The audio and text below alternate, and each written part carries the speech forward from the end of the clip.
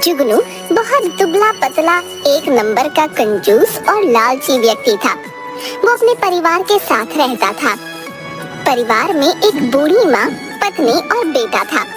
उसकी पत्नी मोटी थी। उसे खाने का बहुत शौक था। उसे हर समय भूख लगी रहती थी तथा वो एक बार में 10 आदमियों का खाना खा लेती थी। जुगनू का बेटा चीनू बहुत शरारती था। अरे भगवान, नाश्ता कहाँ है? जल्दी लाओ, मुंशी मेरा इंतजार कर रहा होगा। हाय, वो कलवा मुंशी आपका इंतजार क्यों करने लगा? उसे बोलो दुकान खोल के काम करे। अरे तुमको कितनी बार कहा है, वो दुकान नहीं है। दुकान नहीं तो क्या है? लोगों को रुपये ब्याज पर उधार देने की दुकान ही तो है। उधार की दुकान। अब तुमको कौन समझाए है? मैं गधे को समझा सकता हूँ पर तुमको नहीं है? हाँ, ये सही कहा आपने। उस मुंशी को बोलो आपकी उधार की दुकान खोल के काम करे। ना ना, वो नहीं खोलेगा। दुकान खोलते ही सफाई करनी पड़ती है। मुंशी झाड़ू नहीं लगाता, मैं लगाता हूँ। हैं? आप झाड़ू लगाते हो दुकान में? तुमको पता है रुपए भी बच जाते हैं। वो जो लड़का पहले झाड़ू लगाने आता था ना, वो बोला सेठ जी 5 रुपया बढ़ा दो। अरे भाई, काहे के 5 रुपया बढ़ा दूं? काम तो उतना ही है, तो रुपए काहे बढ़ेंगे? मैंने कहा तुम जाओ भाई। और वो मुंशी तो सबका बाप है। बोला सेठ जी रोज झाड़ू लगाने के महीने का 30 रुपया लूंगा। अब तुम ही बताओ भाग्यवान, इन लोगों ने लूट मचा रखी है। अरे तो दे देते ना, आपको रोज रोज झाड़ू लगाते शर्म नहीं लगती? अरे अपना काम करने में कैसी शर्म, और रुपया भी बच जाता है। आप भी ना, अब आज थोड़ी देर होगी। क्यों, नाश्ता बना नहीं अभी तक? बना था पर क्या? वो मैंने खा लिया। मेरा नाश्ता खा लिया?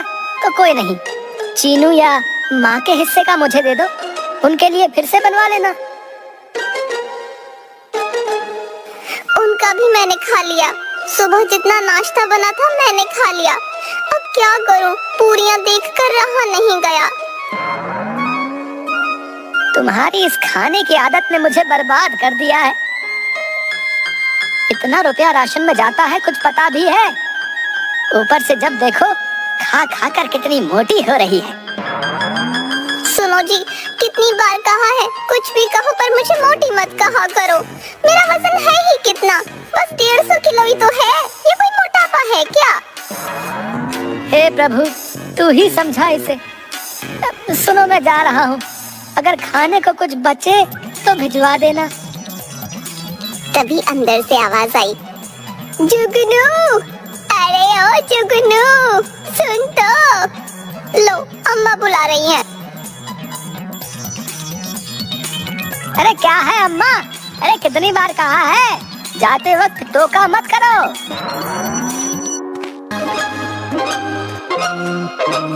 बेटा, मैंने कब टोका? टोकती तो ये मुटल्ली है। बबली ने माँ को घूर कर देखा। ऐसे क्या घूर रही है? माँ इसे छोड़ो, बोलो क्या काम है? बेटा, मैंने रात को सपने में तेरी दादी को देखा। वो बोली कि उसको गंगा घाट जाना है। अब बेटा, उसको गए तो 20 बरस हो गए। ऐसा कर, तू गंगा जी के दर्शन करा, और हाँ, इस मुटल्ली और चीनू को भी ले जाइयो। अरे माँ, गंगा जी यहाँ थोड़े ही है। अरे उसके लिए काशी जाना पड़ेगा, काशी। हाँ तो जाना। और सुन, मैंने तो कह दिया, तेरी कंजूसी यहाँ ना चलेगी। अगर नहीं गया तो सबको इस घर से निकाल दूंगी, समझा? कहाँ फंसा रही हो मेरी माँ? मैं और बेटा तो सही है, लेकिन इसका तो किराया भी 4 के बराबर लगेगा। अब आपकी खैर नहीं। अच्छा मैं अभी जाता हूँ, दुकान का काम निपटा कर आता हूँ।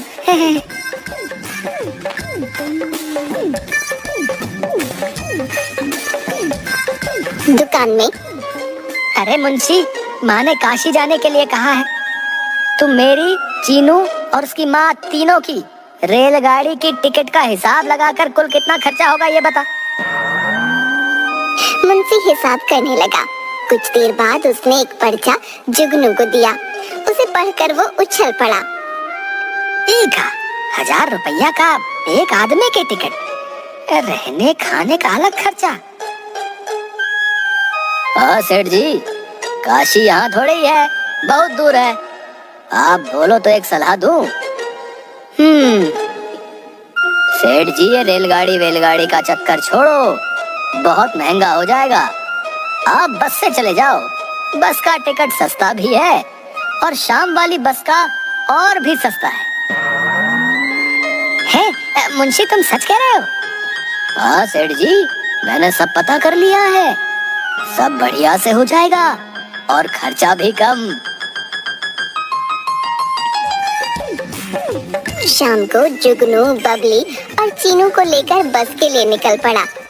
अरे सुनो, इतना भारी पेटी मैं नहीं उठा सकती, किसी कूली को बुला लो ना। तुमसे तो कम ही भारी है। बबली ने जोर से पेटी नीचे रख दी। अरे ये क्या, चलो जल्दी से उठाओ इसे, देर हो रही है। कहा ना मुझसे नहीं उठता इतना वजन, इसे उठाकर तो और भूख लगने लगी। तुम भी ना, अरे कहीं इतना भारी है, कोई 25-30 किलो होगा बस। तो आप खुद ही उठा लो ना। जुगनू ने पेटी उठाने की कोशिश की तो वो खुद ही गिर गया। क्या पापा, आप बिना कुछ लेते क्यों नहीं? चुप बदमाश कहीं का, तुम्हारे इस झूले लाल पाप की तो हद हो गई है कंजूसी की। बबली ने पेटी उठा ली।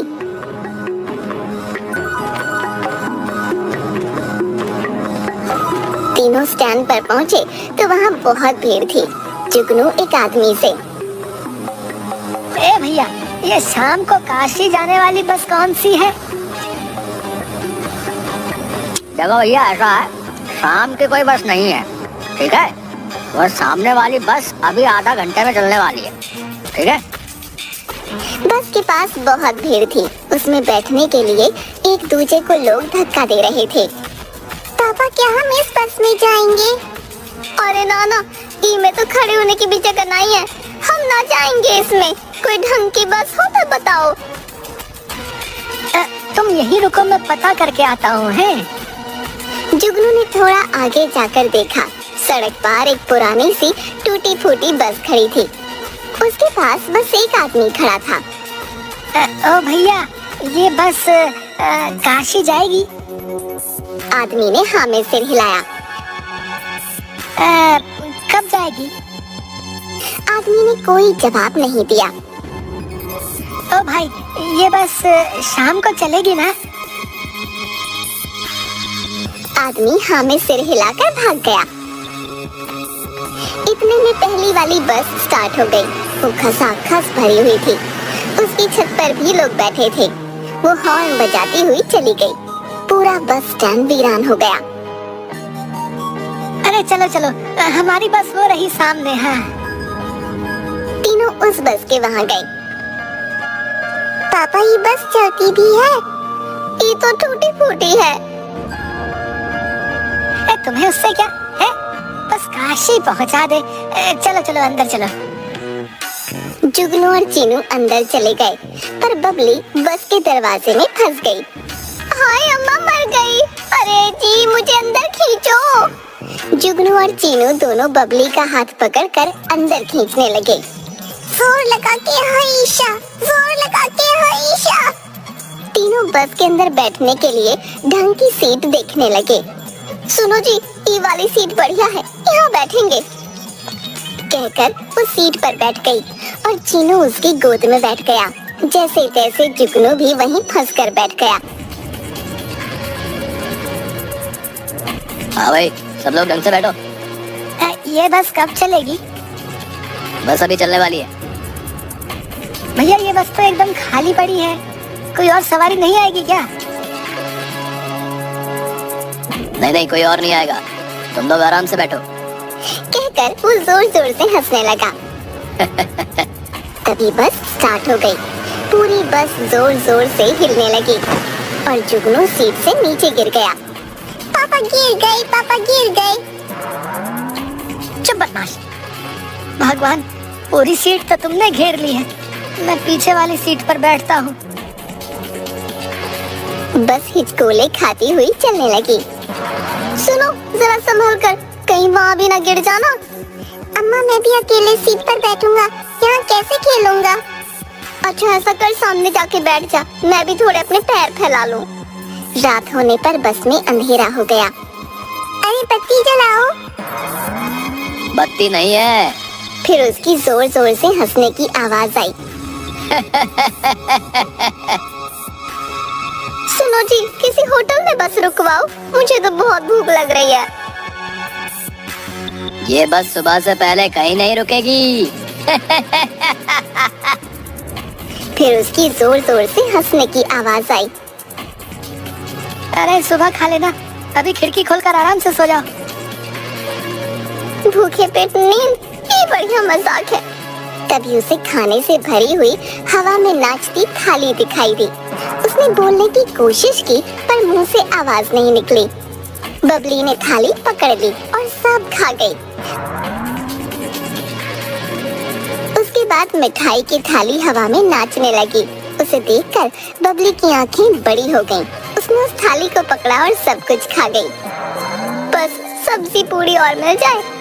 उसके सामने सब्जी पूरी से भरी थाली प्रकट हो गई। उसने फटाफट सब खाया और एक लंबी डकार लेकर सो गई। जुगनू उंगलियों पर गिनकर हिसाब करने लगा।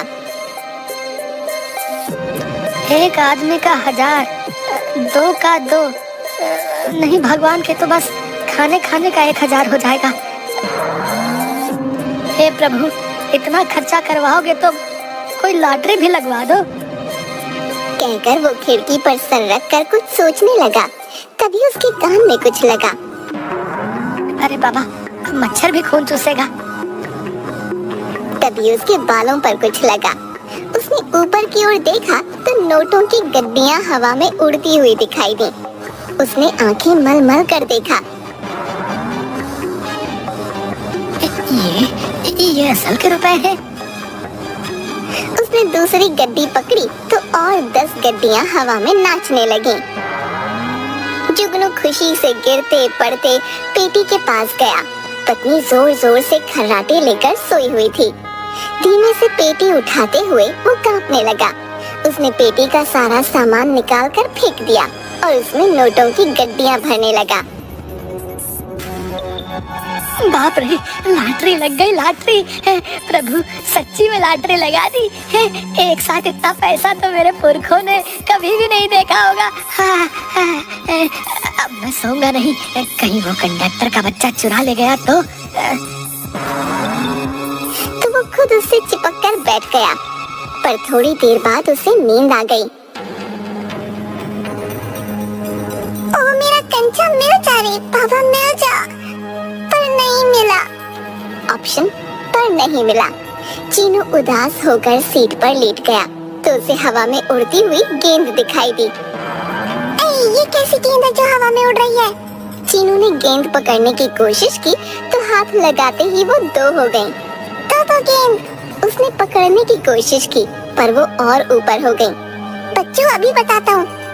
उसने फटी हुई सीट पर चढ़कर गेंद पकड़ ली। गेंद अच्छी है पर मेरा कंचा ज्यादा अच्छा है। मेरा जाना कहाँ खो गया? तभी चीनू के सामने उड़ते हुए कंचे आ गए। चीनू उन्हें पकड़ने लगा। उसने कंचों को अपने रुमाल में बांध दिया। वाह, कितने सुंदर और बढ़िया कंचे हैं, मजा आ गया। वो पटली को सिर के नीचे रखकर सो गया। थोड़ी देर बाद बबली की आंख खुली। हाय रे, बड़ी भूख लगी है। काशी तो अभी बहुत दूर है, कहीं से कुछ चटपटा मिल जाए तो मजा आ जाए। तभी उसे हवा में पकवानों से भरी थाली दिखाई दी। वो पकड़ने की कोशिश करने लगी तो वो और दूर होती जाती। उसके पीछे जाते जाते बबली बस की अंतिम सीट तक पहुंच गई। आ जाना, क्यों भागे जा रही है? कहकर उसने छलांग लगा दी, पर वो खुद ही हवा में गोल गोल घूमने लगी। बचाओ, अरे बचाओ, बचाओ! वो धड़ाम से नीचे गिरी और पूरी बस उछल गई।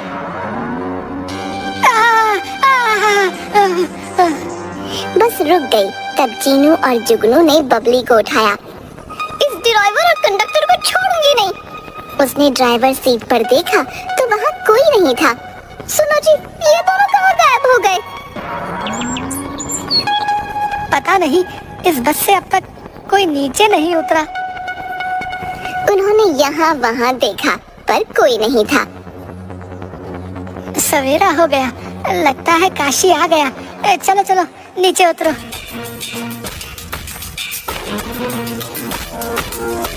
नीचे उतरने के बाद, पापा ये तो हमारे गांव जैसा लग रहा है। नहीं बेटा, ये काशी है। बस स्टैंड सब जगह एक सा होता है। ओ देखो, ये तो वही गांव का खीरे वाला है। ए भैया, तुम हमारे पीछे पीछे काशी तक आ गए? काशी? कहाँ है काशी?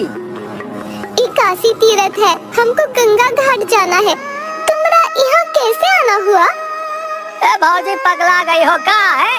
ये काशी नहीं, अपना गांव है, गांव है। ये कैसे हो सकता है?